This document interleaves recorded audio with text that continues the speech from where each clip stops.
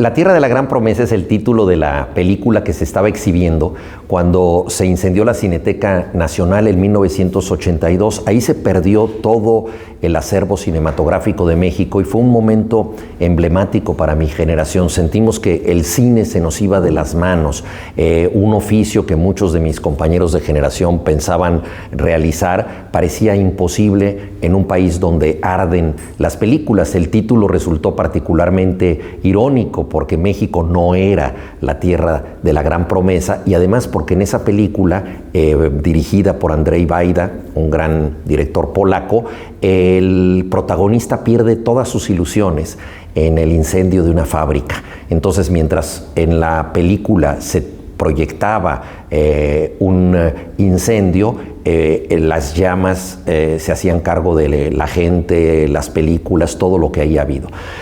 Pensé que con el tiempo este fuego seguiría alimentando otras cosas. Entonces tenía yo la idea de escribir algo que tuviera que ver con ese acontecimiento y de manera un poco casual, como suele ocurrir con las novelas, di con una historia, primero para una serie de televisión donde a mí me habían pedido un episodio, era una serie brasileña.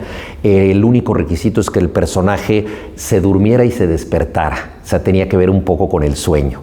Se me ocurrió la historia de un cineasta que habla dormido y está casado con una sonidista que registra sus palabras. Entonces ella advierte poco a poco que él está tratando de confesar algo a través de una pesadilla recurrente que tiene, algo que no le ha dicho a ella, pero que lo tiene preocupado de manera tan acuciante que él no deja de murmurar palabras al respecto.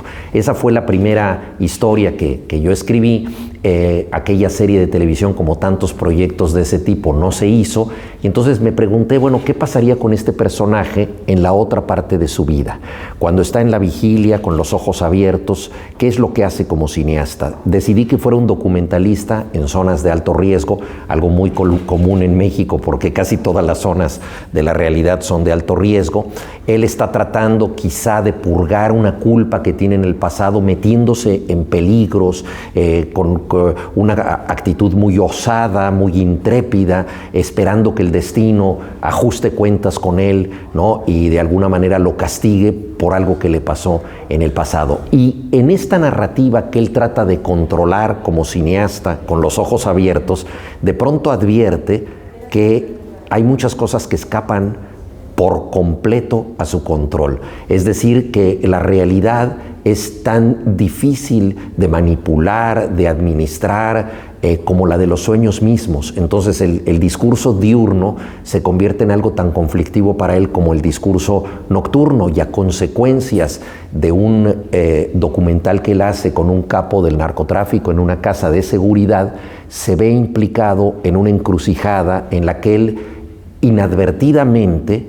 involuntariamente, es delator de un miembro del crimen organizado, y esto favorece a otras bandas del crimen organizado.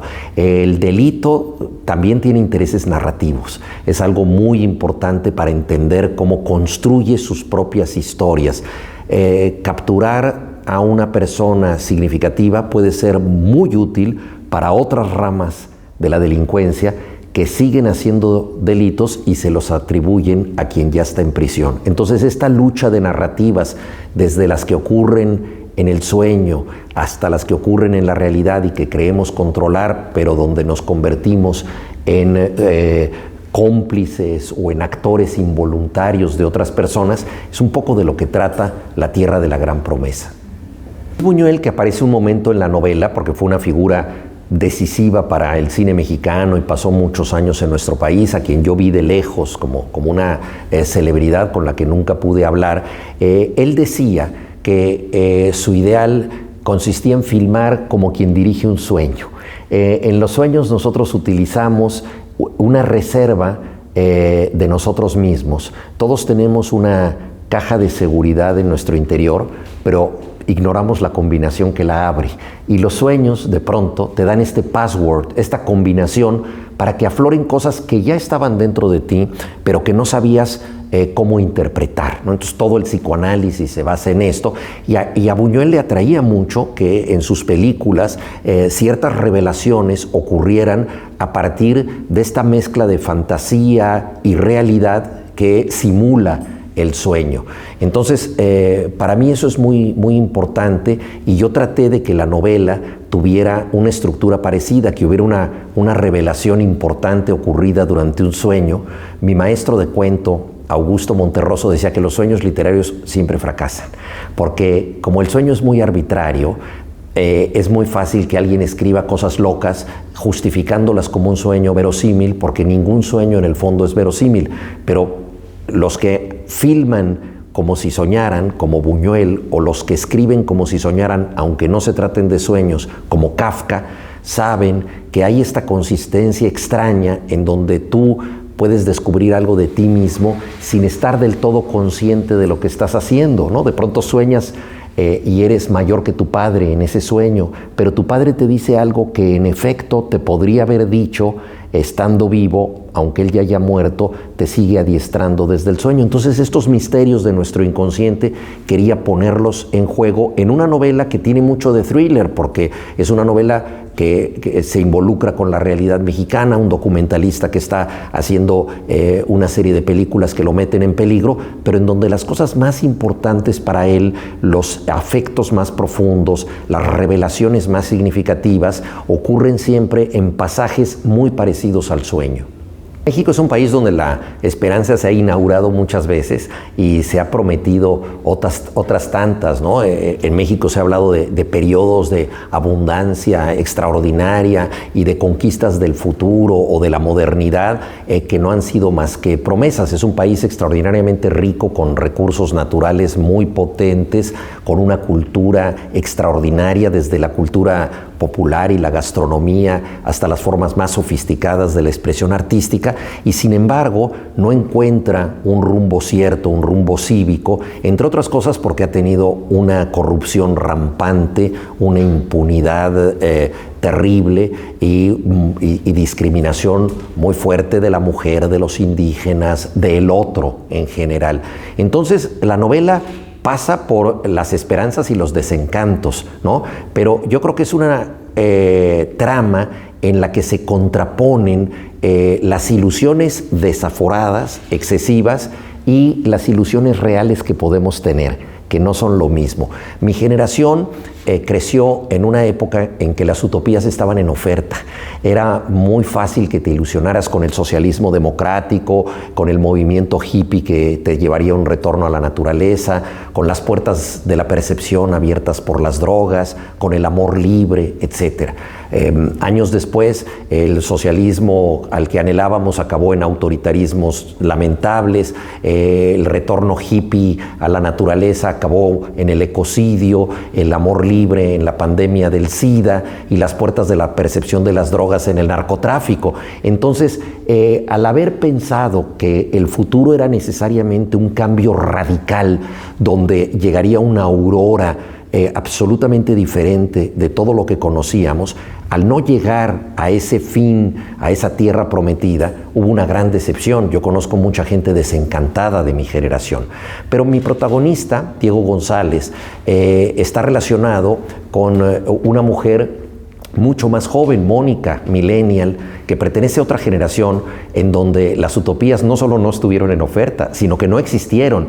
Es una generación que solo ha conocido la crisis, que solo ha conocido el desencanto de esos proyectos que sucesivamente prometieron la modernidad y la esperanza. Y curiosamente, al estar metida en un mundo más duro, en donde no se propone llegar a una Arcadia impecable, sino simple y sencillamente se trata de modificar lo que se puede cambiar, ella se adapta mejor a las circunstancias y sin ningún conformismo trata de transformar las cosas en la medida de su entorno. Entonces, un poco la metáfora de esto sería: la tierra prometida no está lejos, ni es un lugar impecable. La tierra prometida es el horror en que vivimos, es el espanto que nos consta pero que podemos modificar de alguna manera. Ese es el aprendizaje que tiene mi protagonista.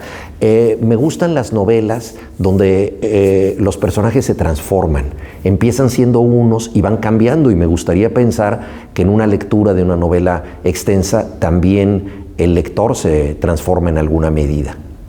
Sí, hace poco más de 10 años hablé aquí de la gripe A, que se originó en México, al menos ahí se conocieron los primeros brotes, y durante algún tiempo se le llamó la gripe mexicana, y parecía una amenaza terrible. No lo fue tanto, pero durante un tiempo vivimos en una situación de enorme peligro, y considerando que mi país era el epicentro de todo aquello. Naturalmente, los científicos, los virólogos, sabían que podía venir otra pandemia. No conocíamos el límite de lo que iba a ocurrir, y yo creo que una de las cosas más reveladoras de este momento ha sido que inevitablemente el mundo está interconectado, pero no está unido. Son cosas diferentes. Está interconectado, y por eso somos contagiosos en todos los continentes, y no hay manera de frenar epidemias en tiempos de globalización. Pero no estamos unidos, de modo que no se pueden enfrentar estos grandes dramas de manera articulada, ¿no?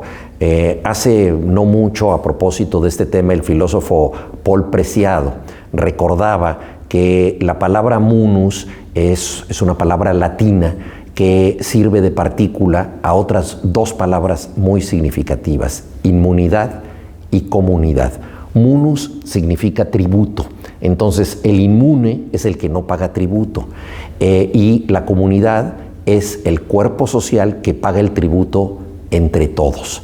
Las etimologías te ilustran mucho, y la lección que nos dan al respecto es que solo podremos ser inmunes cuando tengamos una comunidad que nos permita protegernos entre todos, repartir el impuesto entre todos. Y yo creo que ese es uno de los grandes desafíos, no solamente de la pandemia transparenta defectos sociales, pero cada vez tenemos sociedades que apelan a más reglas, más restricciones, y que operan casi como un estado de excepción, y que pretenden tener un control biopolítico de los ciudadanos, cuando que la respuesta fuerte, la respuesta duradera, no está en pensar en estas sociedades competitivas, hiperreguladas, sino en tener comunidades solidarias, comunidades fuertes que transmitan valores y afectos. Y esto lo vemos en México con los pueblos originarios. Las comunidades de Chiapas, de Oaxaca, son las que mejor resistieron a la pandemia, y las que mejor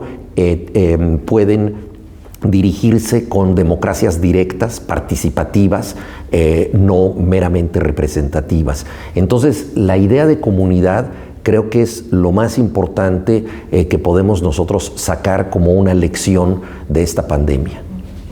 Y desgraciadamente los gobiernos con la crisis de la pandemia empiezan a aplicar restricciones económicas que castigan antes que nada a la cultura, la educación e incluso la ciencia, cuando que la cultura, la educación y la ciencia son las respuestas de largo plazo para todos los problemas que hemos tenido. Si soportamos el encierro, la convivencia forzada con otras personas, y todo fue gracias a la representación de la realidad que podemos tener a través de la cultura y de la educación. Y si podremos enfrentar esto de mejor manera, será también gracias a la ciencia. Pero bueno, estamos en un momento en que las sociedades conspiran contra la cultura y la educación porque la encuentran peligrosa. Bueno, una de ellas, Ladrones de bicicletas, que en España se tradujo en singular como Ladrón de bicicletas, que es una historia neorrealista extraordinaria de Vittorio De Sica, una historia de la precariedad, de la pobreza, pero también del profundo humanismo que puede suceder entre los seres más frágiles de nuestra sociedad. Luego también El Ángel Exterminador, filmada por Luis Buñuel en México, una película extraordinaria, una sátira sobre el comportamiento social que nos recuerda bastante la pandemia, un grupo confinado, en este caso por un virus que no es otro que el de su propio miedo, el de sus propias restricciones psicológicas, ¿no? Es una película que me parece admirable. Y luego otra película que para mí fue fundamental desde el punto de vista plástico, El conformista de Bernardo Bertolucci, que me parece una de las mejores adaptaciones de novelas que ha tenido el cine, porque normalmente cuando se respeta mucho la novela, la adaptación es mala. Es decir, cuando el cineasta es demasiado servil a un libro que admira, no involucra su propia creatividad. Y el propio Alberto Moravia dijo que El conformista le gustaba porque se apartaba mucho de la estética de su novela y creaba un mundo propio, y desde el punto de vista de los planos secuencias, todo lo que es el manejo de los colores, todo es una película tremenda, y también el trasunto político es muy fuerte, ¿no? Esta violencia autoritaria que es muy cuestionada en la película. ¿Y cuál es? Tuve la oportunidad de estar con el inolvidable Toni Travería en el Saló de Cent, ¿no? Aquí en Barcelona, en un homenaje que se le hizo a la Casa América Cataluña, y donde yo pude decir unas palabras, y ahí hablaba justamente de este entresuelo prodigioso, porque es admirable que en un espacio inmobiliario tan limitado, en una ciudad de palacios, torres y mansiones solariegas como Barcelona, se hayan logrado tantas cosas. Y yo hago votos porque este entresuelo prodigioso no sea sino la plataforma para que alguna vez esta institución sea completamente digna de su nombre y tenga lo que merece en Barcelona, que es toda una casa.